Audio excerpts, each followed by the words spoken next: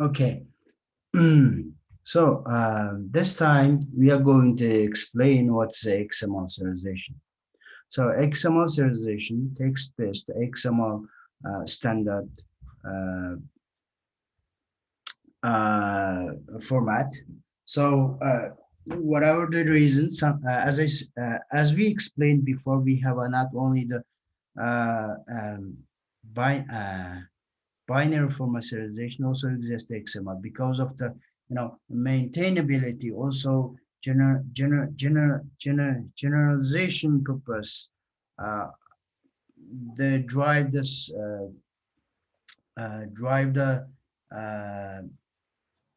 the requirement to use more XML based solution. So because in addition, XML provide very complex data structures. They can able to store not only the text, also picture, music, binary, file, video, then also can able to store it. So it's very successful and dynamic, flexible format. So it's widely been supported with many language, and then it's also been supported .NET framework in the library located in the system XML serialization namespace and the system XML serialization namespace provide a serialization and deserialization functionality. We are going to introduce first deserialization object using XML serialization. Then we are talk about custom serialization behavior with custom class with the XML schema requirement. Then finally we are talk about data set which is used in the .NET framework. How you can use this using the XML serialization. So the first question, of course, it's very natural to rise that why we need to use XML serialization if there is already existed binary serialization. There is a many, uh, one that of course we already talked about, that binary serialization. It's banded with uh, same technique. As long as the both side of the technique is same, then you have a true you have a no problem using binary serialization. But you cannot expect that all of the environment should be same in the business world. So XML is a good choice to uh, you know um, uh, stand for a dynamic position. So one that is greater interpretability, because any language can support XML. They can able to read and write with the XML, provide different language. That's good, and is more admission friendly. It means whatever the result being created temporarily, or whatever you can easier to use any kind of mm, editor tools with the notepad to able to see it, to read it. So it's easier to maintain and debugging, analyzing. Third one is better forward compatibility. It's kind of um, object series by using XML self-describing easier processed, because all the language almost provide support reading the writing XML, so it's a very good choice to use it. Now the question is how to use XML to serialize object in C sharp. Uh, Not C sharp, .NET. Of course, we provided the VB here, example here, also C sharp, but mostly we need to just focus on C sharp in this lesson. So first of all, you need to create a stream, text writer or XML writer object hold the serialization output. Then create the XML serialization object, and where XML a system XML serialization namespace. By processing a type of object you planned it to serialize. Then third step, of course, you have to call it the serialization method, then serialize object and output the result to the stream. So here's the example. You want to create this serialized date.xml file. So here is the things. File mode should be created, right? This is file stream. After that, you want to, this is an XML serializer. Type is data type, so it's kind of, you can think that this is kind of a little complex object. Now you needed to so system did time now, so they trying to store it at the moment of the time, so they been serialized and closed it. So what you get it is just like the, you know um, XML information you will be get in the file. If you want to say, you can able to easier to open this any editor file. How to use XML to deserialize an object. To deserialize an object, uh, of course, inverse process. You just read this file, then create a XML serialized object, then call this deserialization process. As the same things, but inverse. Existing file name, you have to open it. So if this fs is file stream, then you needed to create the XML serialization instance here. The type is acceptable type is data type, because you have to convert after that. Access, you needed to read this fs stream, then after that you needed to convert to date time. Yes, then in order to check it, you just need to output in the console. You just need extract and just output whether it's correct or not. So you can able to, if it is work, then it is correct. Mm, it is correct process. um, okay, now next is the question is how to create a class that can be serialized by using the XML serialization. uh, so it means uh, something you need so there is some kind of requirement you have to follow on. First of all, the class must be public. Second, the member, it means the attribute must be as a public. Then also you have to create a parameters constructor. Then the object can be freely used in the C sharp or VB to serialize. Now let's say the example. Here's the example how to control the serialization process. Okay, so here's a C sharp. So as you said, there's a you must be create the public. Then there's attribute also should be public. Then the parameters construct must be public. As long as they met the three requirement, this class can be serializable with the XML. So finally they will be come out XML version something shopping cart item product ID something like this. Of course, sometimes you want to by default maybe shopping cart, but in the destination they trying to not same as the name shopping cart, they trying to name as other name. Then how you can change it. For example, maybe they trying to call it the item cart. So maybe they trying to not product ID instead of the ID.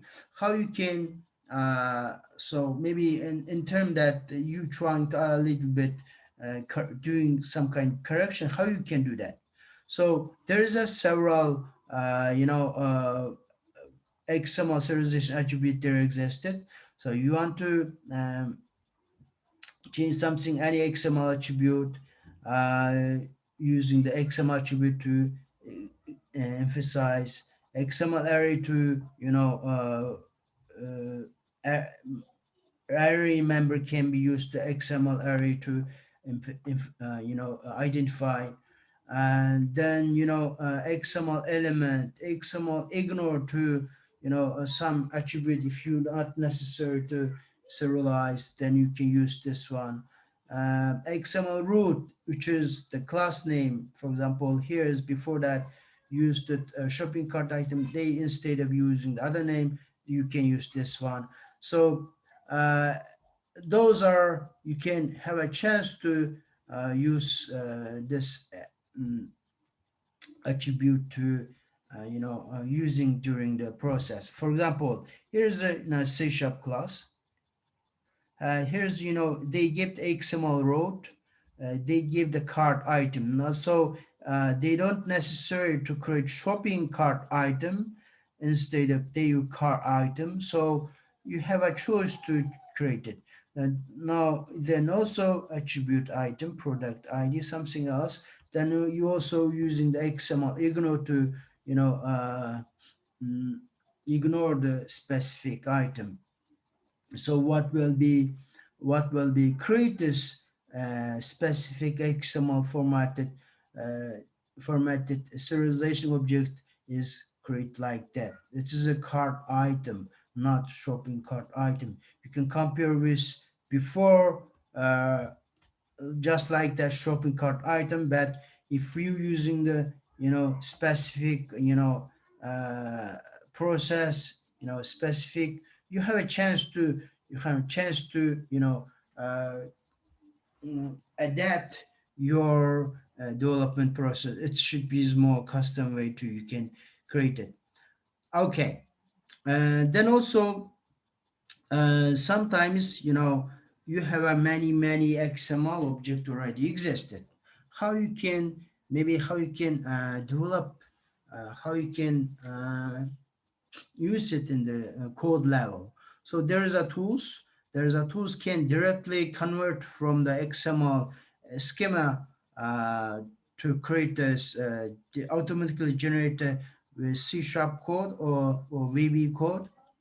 Then also possible to from the source code to generate XML format. So it's kind of the kind of automatic process. If you use these tools, it's easily to create it, auto generate it for you. So that's the tools here. For example, you can use XST to if there is already existed this file, they will be generate this the class for you with this language, or with this VB language or C# language. So it's very convenient. A little bit, you say, would say a little bit productive. Um, Now, this lesson's final subject is how to serialize a data set. As you know, this data set is you know, um, kind of a tablet, right? So, and the dataset has a row and a column. There is a, of course, it has a you know table. So actually, let's say the piece of code how to create this XML serialization process. In the process.